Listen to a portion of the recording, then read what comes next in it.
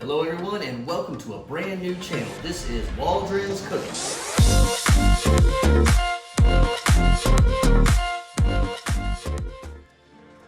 Today I'm going to make for you one of my most favorite recipes. This is smoked chicken Alfredo with butternut squash and spinach. Okay, first thing you want to do is smoke the chicken. It's going to take the longest. Get that out of the way first. So I don't have some heavy duty smoker. I live in an apartment and I have a gas grill, but I want to show you how you can turn any grill into a smoker of your own. So I have these smoker tubes here. You can get them on Amazon for about $15 a piece, filled with pellets. I like to cap the end with some foil just so nothing's falling out. All right, so you just take one of these tubes and it's going to take a little longer to light than you think. You just stick it right there.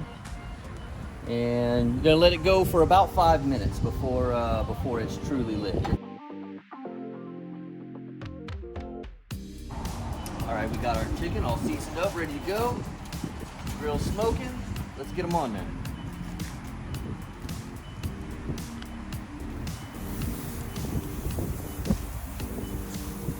I got this side on low and I got this side off. You don't want to cook them too fast.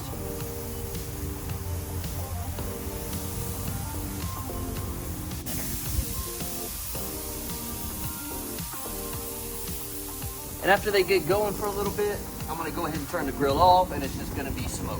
That way you're not overcooking the chicken.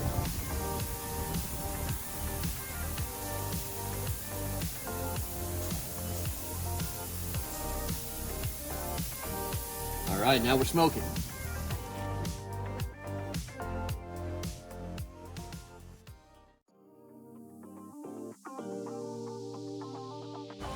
All right, now I've had them smoking for about 20 minutes on the lowest heat. They're done now, but I'm gonna turn my grill off and I'm gonna have them finish on a cold smoke just until about the pellets are gone. And then they'll be ready to go.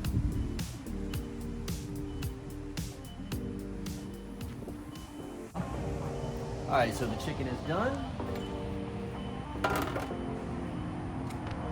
Oh yeah, look at that. All smoky, ready to go.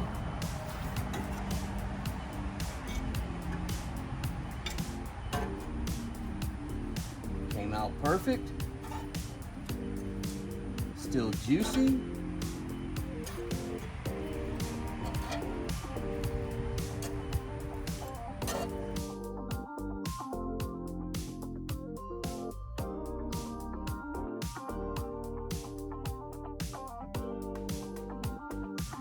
All right, now comes the fun part, making the sauce. This is not a traditional Alfredo by any means. You may not even want to call it Alfredo. If you want to call it Waldron sauce, if that makes you feel better, that's fine with me. Call it Waldron sauce. All right, I got all my ingredients laid out here. I got cream cheese, heavy cream, I got an Italian cheese blend, minced garlic. If you want to use fresh, I understand. I'm just a little lazy. Grated Parmesan cheese, lemon juice. I got chicken stock made here. So I highly recommend using this product to make your chicken stock. It's called Knorr Selects. It has no MSG and a lot less salt than the regular Knorr, so I feel like it's a lot better product. The directions say use 1 teaspoon of Knorr to 1 cup of water, but since I'm not using salt in my recipe, I made it a little more concentrated. It's actually about 1 tablespoon of Knorr to 1 cup of water. So I won't need salt for the recipe. I also have butter and flour. That's how I'm gonna make my roux, and that'll be my first step. All right, now making the roux. Your 2 sticks of butter. Once they melt, then you're gonna add the flour. Make sure you are stirring constantly.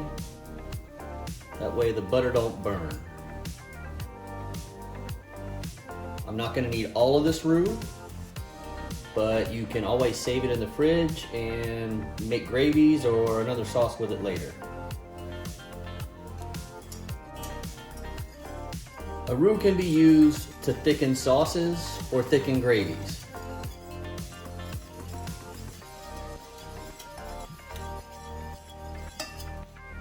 Okay, butter's melted, then you add the flour.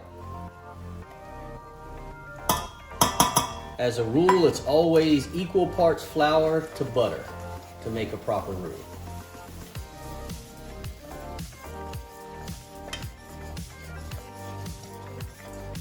You want to cook your roux until you get a little bit of a brown color, so it takes out the flour taste. The longer you cook your roux, the more rich or nutty flavor you will have for your sauces or for your gravy. I'm not going to cook this until it's completely dark, but at least until I get a little bit of a change in color.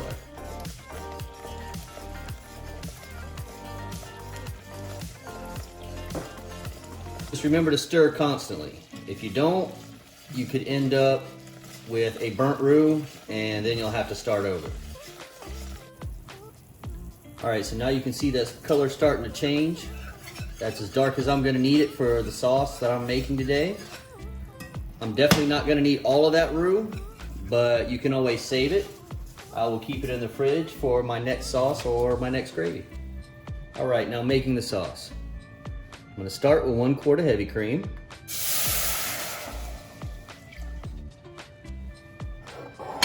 Next, I'm gonna add my 8 ounces of cream cheese. And we're gonna stir that until all the cream cheese is melted. Now, if you turn this any higher than a medium heat, then you're gonna have to be careful and constantly stir it. You don't want the bottom of your pan to burn, and you don't want the heavy cream to separate, to break. If you do start to notice the bottom of your pan burning, don't keep stirring and scraping that bottom, otherwise you're gonna ruin the whole thing of sauce. If your sauce starts to burn on the bottom, dump it out and change it into a different pot. That way you can actually save the sauce. The minute you start scraping the bottom of that pan with a burnt sauce, you're gonna ruin everything. Okay, that cream cheese is totally incorporated into the sauce. We're starting to reach a boil. I'm gonna go ahead and add the garlic. And then we can slowly start mixing in the Italian cheese blend. Don't add it too fast or you might end up with a clump of cheese at the bottom of your sauce and it's not gonna mix. So just a little bit at a time and stir.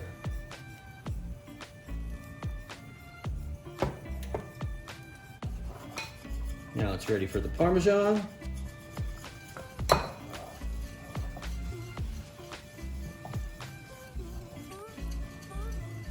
Once you got the cheese incorporated, you can turn down the heat a little bit. You're not gonna need it on high or medium high anymore.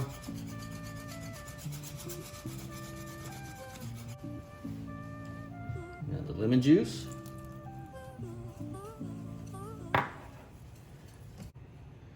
Now I'm gonna add the roux. Don't add too quickly. You're gonna see it getting nice and thick. It's gonna be a little thicker than I want it to be, but then I'm gonna add the chicken stock at the end to thin it out. That's where my salt content will come in and the sauce will be done.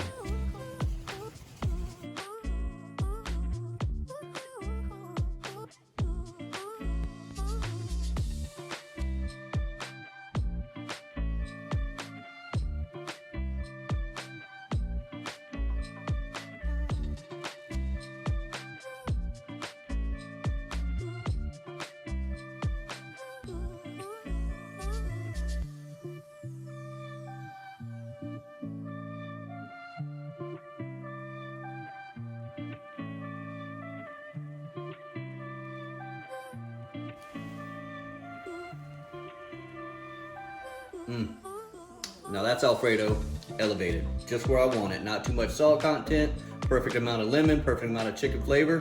That sauce is ready to go.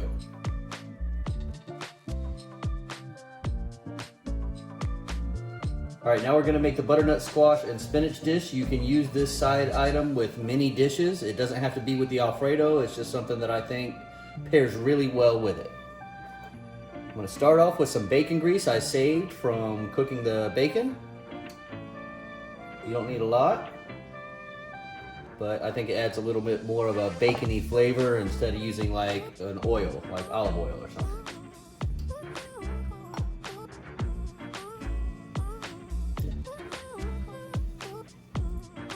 Next, add the onions.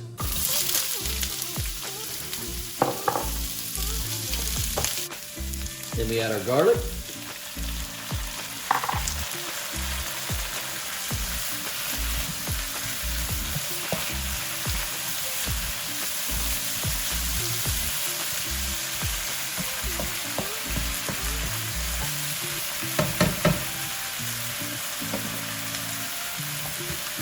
This was 1 can of coconut milk.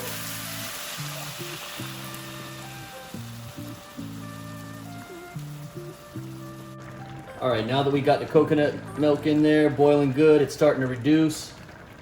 I'm gonna go ahead and add the butternut squash.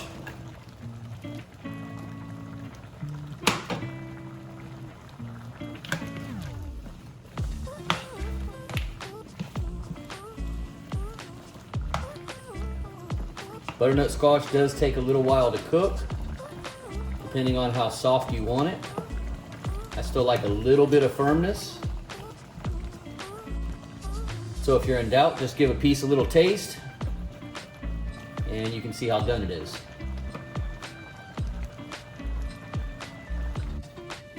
I think the butternut squash is getting a little close to being done now. Still feels a little firm. I'm just gonna taste a piece. Yep, that's about there.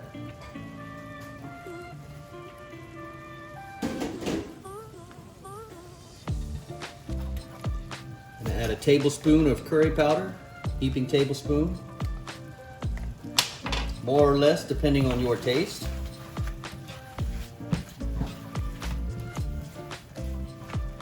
Or if you don't like curry, you can add a different seasoning of your choice. It'll still come out good. Next, we'll add the bacon. That's 1.5 pounds.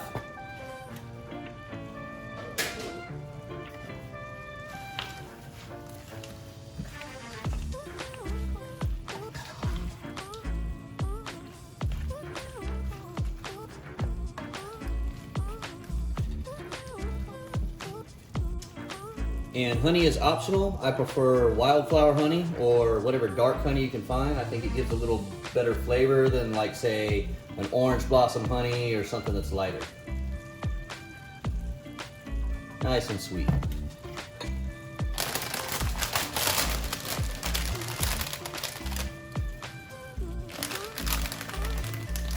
Next, we add the spinach last because it cooks in just a couple of minutes. Once the spinach cooks, it will be done.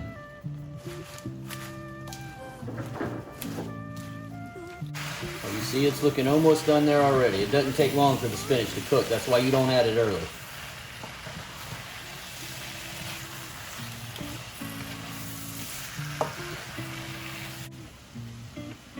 Oh wow, that smells amazing.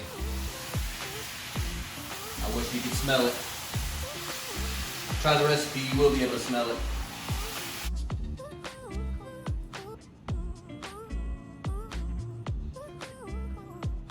Oh yeah. Hot. But very good.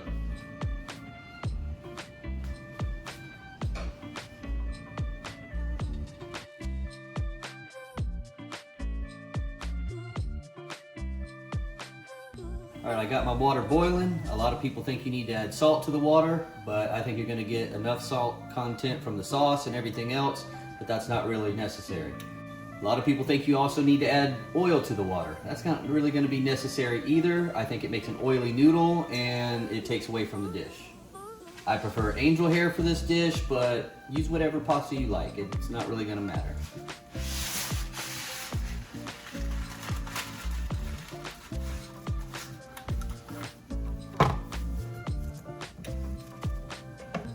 All right, it's only going to take about 4 minutes for that angel hair to cook correctly. As long as you keep stirring, you won't have to worry about sticking.